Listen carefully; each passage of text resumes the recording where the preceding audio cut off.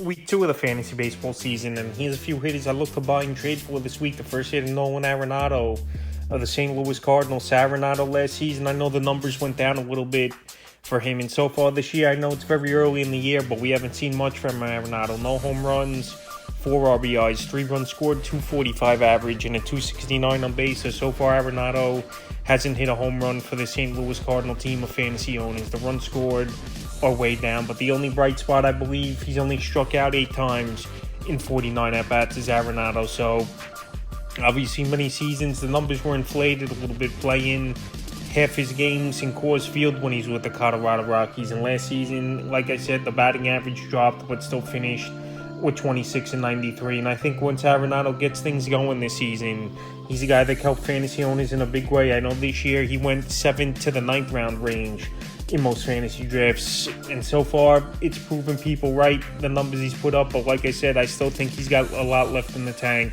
He's a smart hitter, and he's going to adjust and get things going, I believe. April 6th versus the Marlins, 1 for 4. April 7th versus the Marlins, 1 for 3. April 8th versus Philly, 1 for 5. And April 9th versus the Phillies, 0 for 3. So right now, while he's slumping and he has nothing going as Arenado, this is a perfect time to buy him low, because if he could get on a tear, this is a play that can help fantasy owners in a big way this season. And on this list, there's a lot of big names or guys who are superstars just off the slow starts. And when they're at their lowest value, this is when you got to buy these players, because obviously if they get things going and they're at peak value, you're not going to be able to get them pretty much in any deal, or you're going to have to overpay. The next hitter, Alex Bregman of the Houston Astros. So a contract season is for Bregman, and Bregman, he's struggling mightily this season. I know he's coming off his first multi-hit game this year in last night's ball game, but still on the year for Bregman, no home runs, 2 RBIs, a stolen base at 222 average, and a 300 on base. So right now, Yordan Alvarez, he's hitting the baseball well, Kyle Tucker, Jose Altuve, but now they're waiting on Bregman to get things going. And this Astro team out of the gate, it's been a slow start for them. So right now, Alex Bregman, they got to get him going. April 6th at Texas, 1 for 3. April 7th at Texas, 0 for 4. April 8th at Texas, 3 for 5 with an RBI. And April 9th at the Royals, 1 for 5. So like I said, besides that 3 for 5 multi-hit game, he's pretty much been non-existent, is Alex Bregman. But with a contract season, Astros, they start off slow at times and then really get the ball rolling and then get things going. I think Bregman's going to turn things around.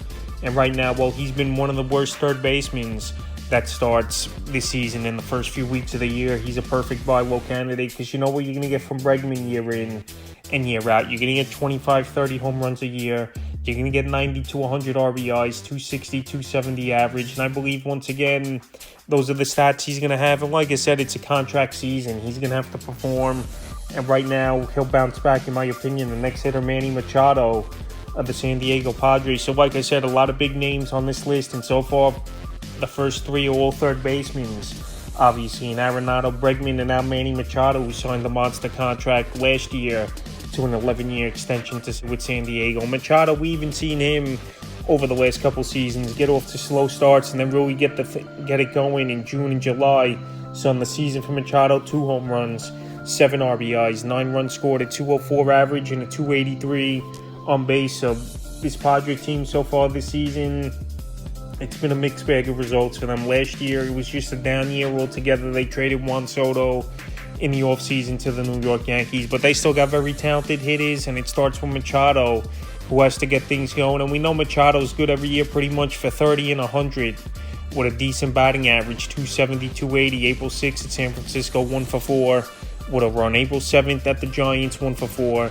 April 8th versus the Cubs, 0 for 4 with a run. And April 9th, a decent sign, 2 for 4 in that one versus the Chicago Cubs. So like I said, Manny Machado, he's a slow starter throughout his MLB career, but then when he gets things going, he could be one of the best hitters and a hitter that could carry fantasy owners. So right now, if owners with any of these players I've mentioned so far frustrated, knowing them on the trade block, this is a time to go out there and get them, because we know the track record, we know the consistency, and we know these are game-winning players for the most part for fantasy owners throughout the years. The next hit is Aaron Judge of the New York Yankees. Aaron Judge, we know injuries have been a problem throughout his major league career. When he plays, you pencil him in 40, 45 home runs per season. And so far, just off to a very slow start is Judge. 2 home runs, 6 RBIs, 5 runs scored, a 195 average, and a 382 on base. So right now the on base percentage is very encouraging. Obviously, Judge, always one of the more high on base percentage type of players in the league with the walks, obviously the hits, and just teams, they got to be careful the way they pitch him. So 41 at bats. He struggled, this Aaron Judge, so far, but this Yankee team already with 10 wins on the season. So April 6th versus Toronto, 2 for 3, a homer, 2 RBIs, 2 runs scored. April 7th versus the Blue Jays, 0 for 3, a run. April 8th versus the Marlins, 0 for 4.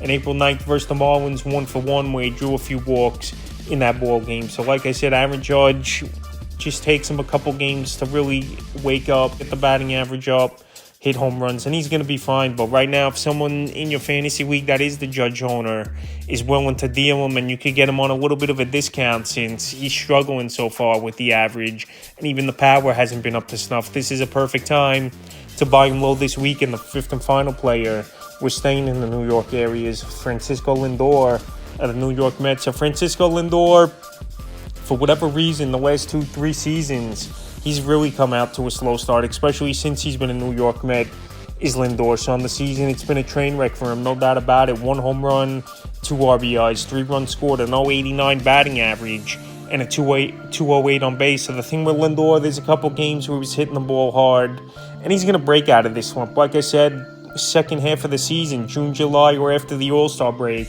is where he really takes off. And fantasy owners, I know, most likely know that with Francisco Lindor, and maybe they don't want to wait that long because, like I said, only 4 hits on the season, can't even bat 100 for this New York Met team. But the only encouraging sign, in my opinion, he's only struck out 6 times, is Lindor. 45 at-bats. So the last few games for Lindor: April 5th at the Reds, 0 for 2 with an RBI. April 6th at Cincinnati, 0 for 5.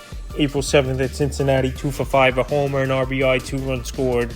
April 8th at Atlanta, 0 for 4. And April 9th at the Braves, 1 for 5. So like I said, Lindor, he gets out to these very slow starts for fantasy owners in the New York Mets. But when it's all said and done this season, the numbers there usually 25, 30 home run range. He's going to steal, most likely Lindor, 20 to 30 range stolen bases. And the average usually 250, 260. So right now, well, he's done nothing, and very frustrating for owners to own. And maybe they won't have patience to wait a few more weeks or whatever for him to get going. This is a perfect time to buy him low this week, and he's really at the bottom of the barrel, I will believe, his fantasy values. That's a few hitters I look to buy and trade for week 2 of the fantasy baseball season.